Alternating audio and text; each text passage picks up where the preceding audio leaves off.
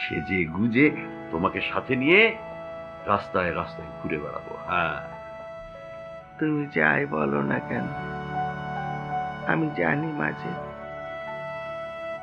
আমার হাতে খুব একটা সময় নেই। তুমি কিচ্ছু জানো না, থামো তো। নাও, এবার গরম গরম থাকতে খেয়ে নাও সব। মীরার সাথে কথা বলতে ইচ্ছে হচ্ছে, কতদিন হয়ে গেল মেয়েটার সাথে আমার কথাই হয় না।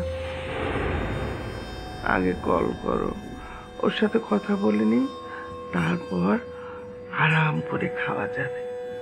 কল যে করবো, মানে মোবাইলটা যে কোথায় রাখলাম।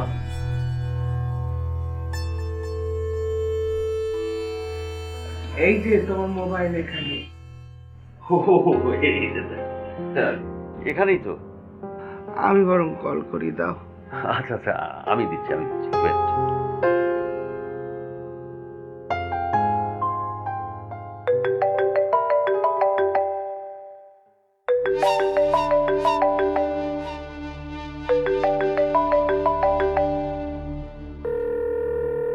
কি হলো, কল দাও। ওভাবে মোবাইল কানে চেপে বসে আছো কেন? কল দিয়েছি, রিংও হচ্ছে, কিন্তু ধরছে না। ধরছে না? কোনো বিপদ হলো নাকি?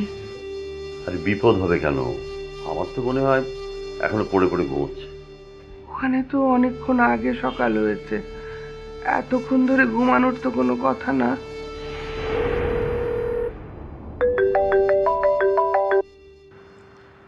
হ্যালো বাবা, আসসালামু আলাইকুম। ধরেছে ধরেছে। হ্যাঁ মা, ওয়ালাইকুম সালাম। কেমন আছো তুমি? আরে আমি তো আছি, তোর কি খবর? ফোন ধরছিল না যে, এতক্ষণ ধরে রিং বাজছে।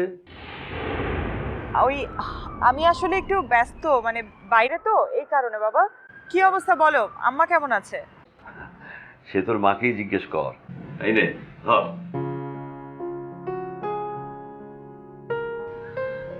হ্যালো মীরা। আম্মা আসসালামু আলাইকুম। ওয়ালাইকুম সালাম। কেমন আছো তুমি? ভালো আছি, খুব ভালো আছি। তোর গলাটা এমন শোনাচ্ছে কেন রে? শরীর খারাপ? জ্বর এসছে? না আম্মা, আমার কিছুই হয়নি, জ্বরও আসেনি, শরীরও খারাপ করেনি। তোমার কাছে আমার গলা কেমন যেন শোনাচ্ছে। তা হবে হয়তো। এই অসুখটা হবার পর সব কিছুর ক্ষমতা কমে গেছে। চোখে কম দেখি, কানে কম শুনি। তোর আব্বা তো বলে আমার বোঝার ক্ষমতাও নাকি কমে গেছে। আম্মা আমি না আসলে খুব জরুরি একটা কাজে বাইরে আছি। তুমি কি কোনো ইম্পর্টেন্ট কিছু বলতে ফোন করেছিলে? ও, তুই ব্যস্ত? ও, তাহলে থাক, এখন নাই কথা না বলি। তোর ব্যস্ততা কমলে একটু ফোন দিস তো, তখন কথা হবে। না ঠিক অতটা ব্যস্ত না, বলো কি বলবে। তোর আব্বার সাথে ডাক্তারের কথা হয়েছে। ডাক্তার বলেছেন যে আমেরিকায় নাকি খুব ভালো চিকিৎসা হয়।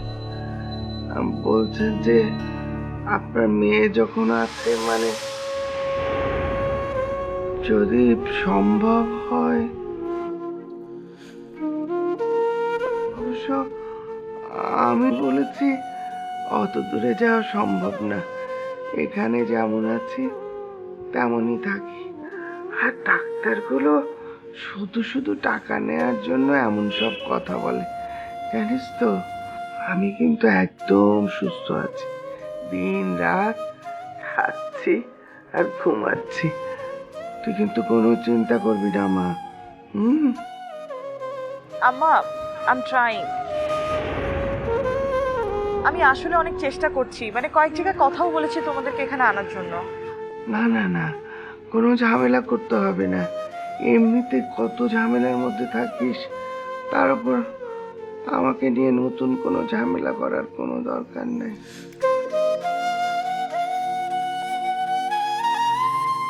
আমার কাছ থেকে বিদায়।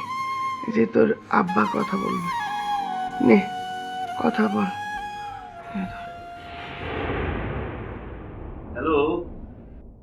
হ্যালো হ্যালো হ্যালো, শোন, তোর মায়ের কথায় কান দিবি না। ডাক্তার কিন্তু আমাকে আসলেই বলেছে যে উপায় থাকলে বিদেশে নিয়ে গিয়ে উন্নত চিকিৎসা করান, সুস্থ হয়ে যাবে। মানে এদেশে তো এখনো অনেক পিছিয়ে আছে মেডিকেল সার্ভিস। তুই তুই কিন্তু সত্যি একটু চেষ্টা করবি। আর এখান থেকে কোনো খোঁজ খবর লাগলে তুই আমাকে জানাবি, ঠিক আছে?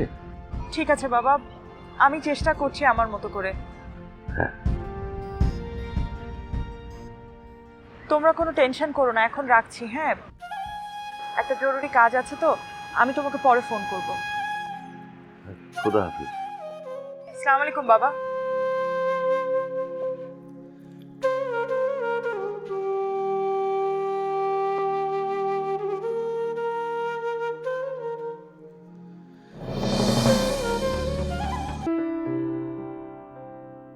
মেয়ের সাথে কি এমন গোপন কথা বললে?